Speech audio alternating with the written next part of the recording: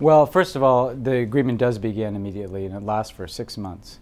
And what that means is you'll begin to see much more intrusive inspections into the Iranian program, and then over time you'll see them take the steps that they committed to in terms of neutralizing their 20% stockpiles and halting the progress of their program in many respects.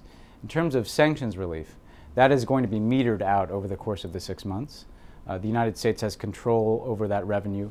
We can essentially turn it on like a spigot so the Iranians have access to a portion of the revenue that they're losing, even as we continue to enforce the sanctions. That way that if the Iranians don't live up to their end of the bargain, we can turn off that relief and go back to moving towards increased pressure and sanctions. Well, it's the first time they've halted the progress of their program in a decade.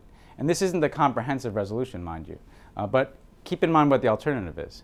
The alternative is we negotiate for 6 months, they bring that plutonium reactor online, they install advanced centrifuges, they stockpile more uranium.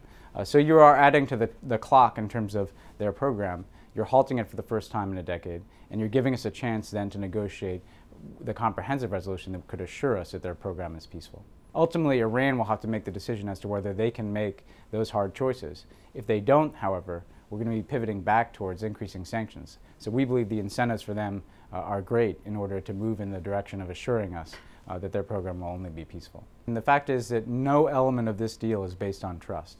We have daily inspections into their nuclear facilities in Natanz and Fordow. We've got inspections of their centrifuge production and uranium mines and mills. And we have inspections at their Iraq reactor, the heavy water reactor we're concerned about. That will allow us to verify that Iran is meeting their commitments. If they don't meet their commitments, the agreement is void.